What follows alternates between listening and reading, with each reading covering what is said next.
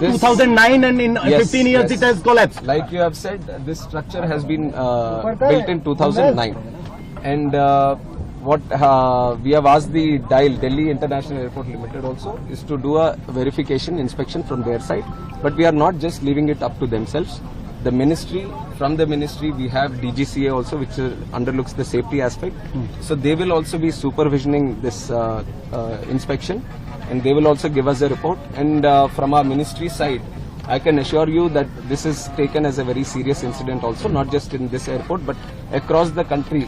Any airports that are with similar structures, we will have to go through them all again, and we will do a thorough checking of all the necessary airports that can come under our purview, and we'll take the necessary report, and we will see if there is a requirement for an independent body also.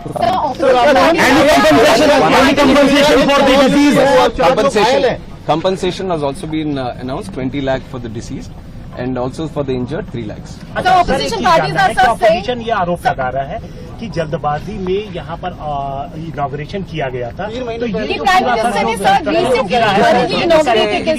इसके बारे में मैं clarification दे दूं कि जो प्रधानमंत्री साहब जो इनॉग्रेट किया वो दूसरा बिल्डिंग है, दूसरी तरफ है।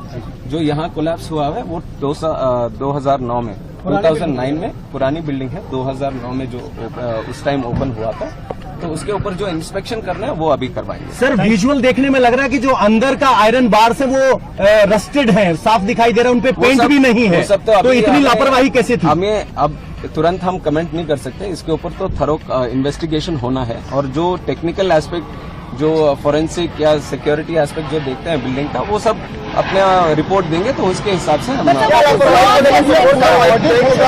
गवर्नमेंट का इतना तो मैं बता सकता हूँ कि government will not tolerate any untoward attitude. अगर कहीं पे कुछ लापरवाही रहेगी तो ये सरकार जरूर उनके ऊपर। But what is your assessment? What could be the reason behind this collapse?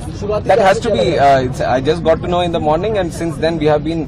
First of all, we wanted no casualties to happen, and all the injured, if any of them, then we wanted to take proper care of them. So we are following that protocol, that we look after the injured first, and also the passengers.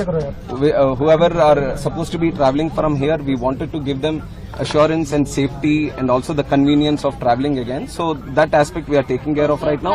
Any technical incidents that you are referring to will all be commented upon after the report comes. T1 कब से operational होने की उम्मीद है? T1 कल तक हम पूरी तरह से इंस्पेक्शन करवाएंगे। अभी तो पूरा इवैक्यूएट कर दिया है, कोई आदमी नहीं है अंदर, तो पूरा बिल्डिंग का इंस्पेक्शन पूरी तरह से होगा, उसके लिए थोड़ा टाइम लेंगे।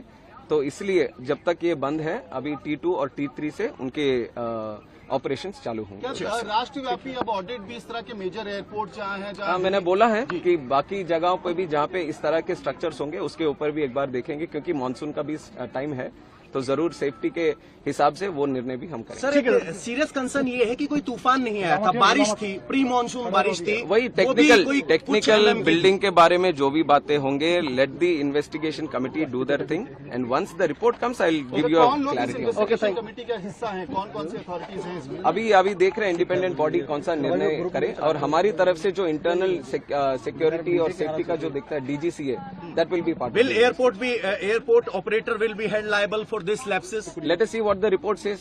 जो भी रिपोर्ट कहेगी उसके हिसाब से वो करेंगे। ठीक, ओके, थैंक यू। नमस्कार, मैं हूं मानक गुप्ता। अगर आपको हमारा ये वीडियो पसंद आया हो तो इसे लाइक और शेयर जरूर करें, और हां, हमें सब्सक्राइब और फॉलो करना ना भूलें, ताकि आप देश और दुनिया की कोई खबर मिस ना करें। तो जुड़े रहिए हमारे साथ और देखते रहिए News 24।